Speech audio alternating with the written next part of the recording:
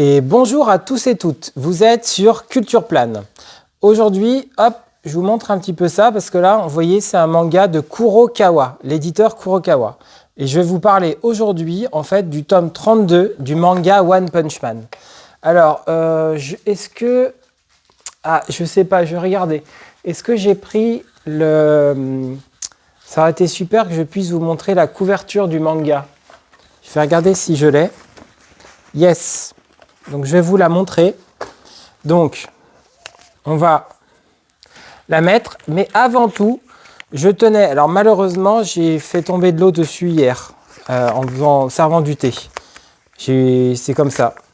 Mais avant tout, je voulais remercier infiniment les tipeurs du mois. Donc, je remercie infiniment les 2 derniers tipeurs du mois de septembre pour vos 2 dons magnifiques de 20 €. Merci infiniment et merci aux tipeurs réguliers. C'est vraiment la seule manière d'aider concrètement la chaîne à l'heure actuelle. Donc, 1000 merci.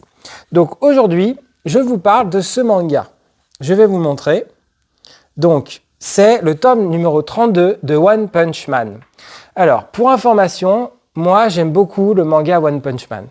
Parce que dans mes lectures de manga, entre autres Bleach ou One Piece, par exemple, en fait, One Punch Man s'intègre d'une manière particulière. Mais avant de vous parler de ça, je vais rajouter un sujet à ma vidéo et je vais vous expliquer pourquoi.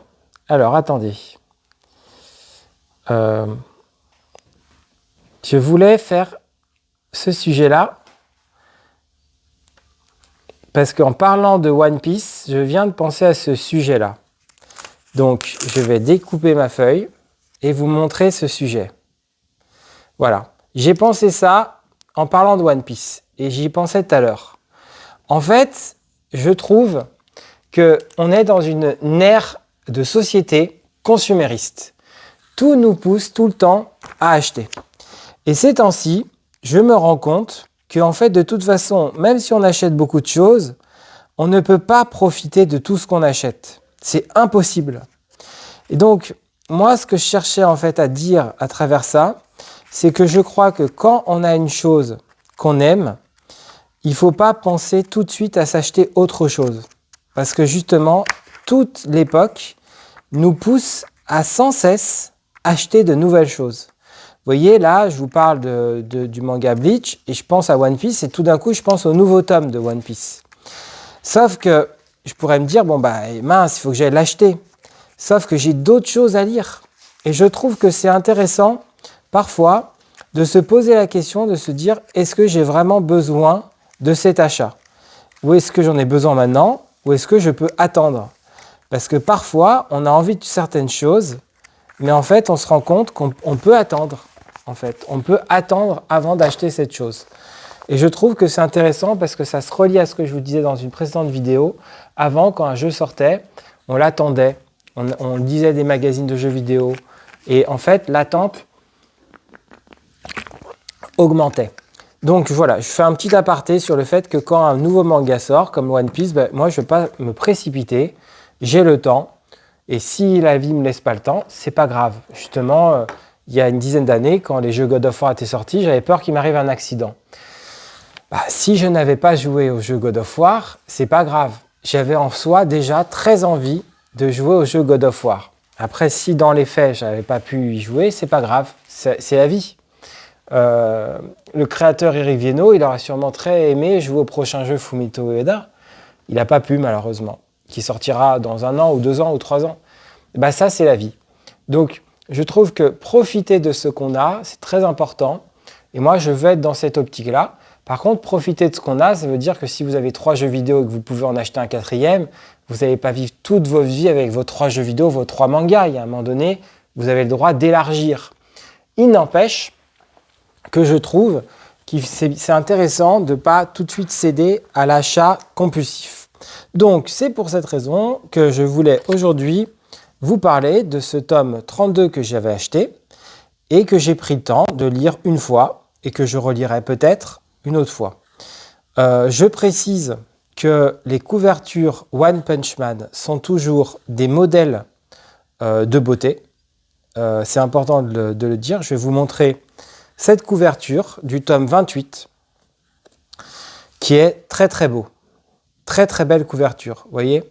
Et ce qui est intéressant dans les tomes de One Punch Man, c'est que quand je dis que les couvertures sont belles, le recto verso, tout est beau. Tout est beau, et ce qui est encore particulier dans ce manga, c'est que c'est parmi les plus beaux mangas en termes de couverture dessous. Vous voyez, j'enlève le 28 et on a ça, les couleurs sont magnifiques. Je vais pouvoir montrer, les couleurs sont magnifiques, regardez ça, c'est vraiment très beau. Voilà, c'est vraiment très beau. Et c'est pareil, alors là je n'ai pas montré, parce que des fois leurs dessins ils sont un peu bizarres quand même. Mais c'est à chaque fois très beau. Voilà. Et je trouve que ce tome 32 n'échappe pas à la règle, avec un bleu et du orange magnifique. J'adore. Et regardez ça. Ça, c'est magnifique. Avec Saitama.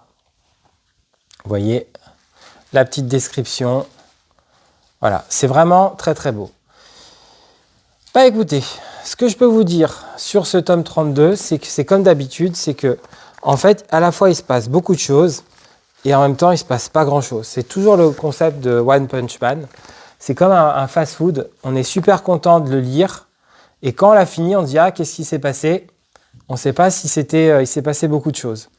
Bah, voilà. Mais en même temps, ce qui est étonnant, c'est qu'on ne peut pas dire que c'est superficiel totalement. Vous voyez ? Quand même, c'est une vraie création. Et ça, c'est étonnant. C'est-à-dire que c'est bizarrement des mangas dont je n'arrive pas trop à me séparer, en fait. Pour le moment, je ne les ai pas revendus. Parce que je pense qu'en fait, il y a une dynamique créative. Il ne faut pas oublier que le mangaka One, il ne s'est pas dessiné au départ.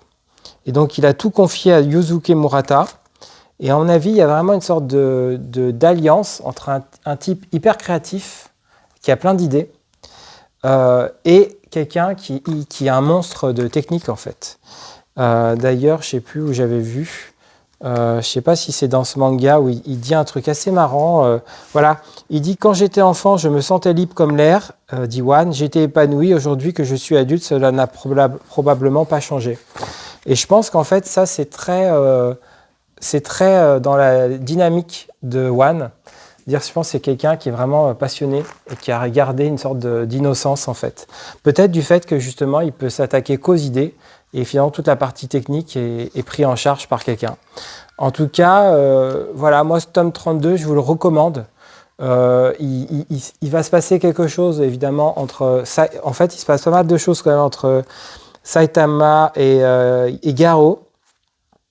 Il y a aussi toute une partie entre Batman et Garo.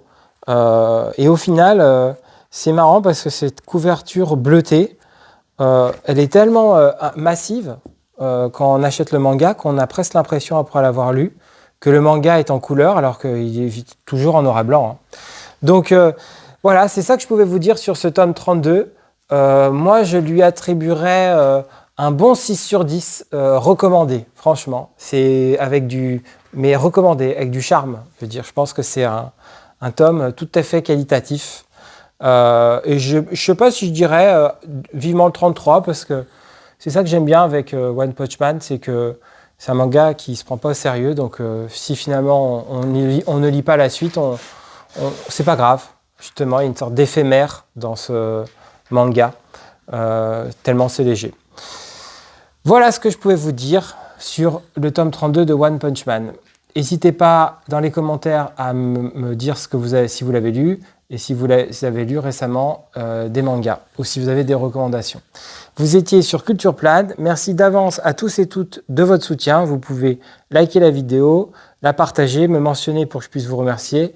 Et si vous souhaitez ou si vous le pouvez, faire un don via la page Tipeee de la chaîne, ça sera hautement remercié. Je vous dis à bientôt. Prenez soin de vous tous et toutes. À plus!